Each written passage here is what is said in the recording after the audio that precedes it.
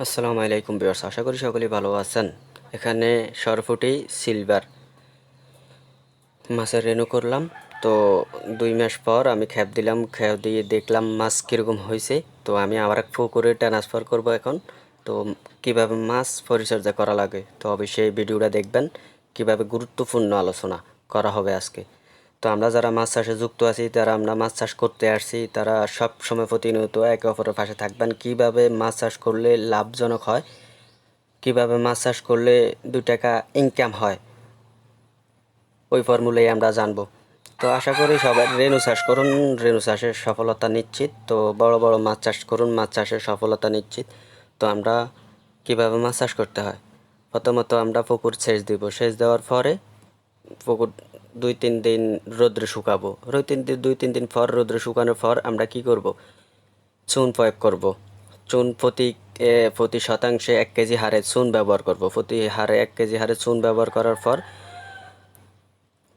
2 দিন পর আমরা হয়তো একদিন যদি রোদ্রে রাখতে পারেন, সবচেয়ে চুন মেরে, তাহলে সবচেয়ে উত্তম হবে। তাহলে একদিন পর আমরা সেচ দিয়ে পানি ঢুকাবো। পানি ঢুকানোর পর 2 দিন পর আমরা কি করব, হরা টানবো। হরা টানার পরে আমরা প্রতি শতাংশ প্রতি 1 কেজি বা আধা 1 কেজি হারে খৈল ব্যবহার করব।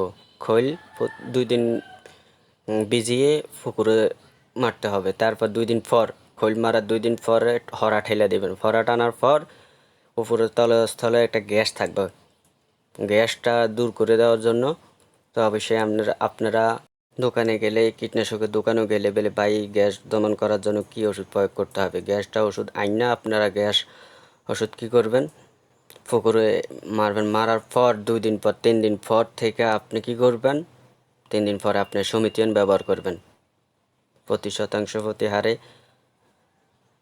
শতাংশ ধরেন আপনার প্রতি শতাংশে 1 গ্রাম হারে ব্যবহার করবেন। করার পর 24 ঘন্টা পরে আপনি কি করবেন, রেনু প্রয়োগ করবেন। তো রেনু প্রয়োগ করার 4 থেকে 5 ঘন্টা পর রেনুর খাবার দিবেন। রেনু সব সময় প্রতিনিয়ত রেনুর খাবার চালিয়ে যেতে হবে। 2-3 দিন পর আপনি গামছা দিয়ে বা হেললিন দিয়ে বা নেট দিয়ে আপনি খেয়াও দিয়ে দেখতে পারবেন যে আপনার রেনুগুলা কীরকম হয়েছে, রেনুর ফসল কীরকম হয়েছে। তো হওয়ার পরে আপনি সবসময় যেমন দেখবেন আপনার ফসল ভালো হয়েছে, তাহলে সবসময় আপনার খানা চালিয়ে যেতে হবে। সবসময় খানা চালিয়ে গেলে আপনার ফসল ভালো থাকবে। সবসময় প্রতিনিয়ত আপনি খানা দেবেন। খানা ব্যবহার করলে সব সময় আপনার রেনুগুলা সুস্থ সবল থাকবে। আর প্রতিনিয়ত আপনি হরা ঠেলবেন, হরা ঠেলে আপনার তলে গ্যাস মুক্ত হবে। তো সবাই ভালো থাকবেন, সুস্থ থাকবেন। নতুন নতুন ভিডিও পেতে অবশ্যই চ্যানেলটি সাবস্ক্রাইব করে রাখবেন।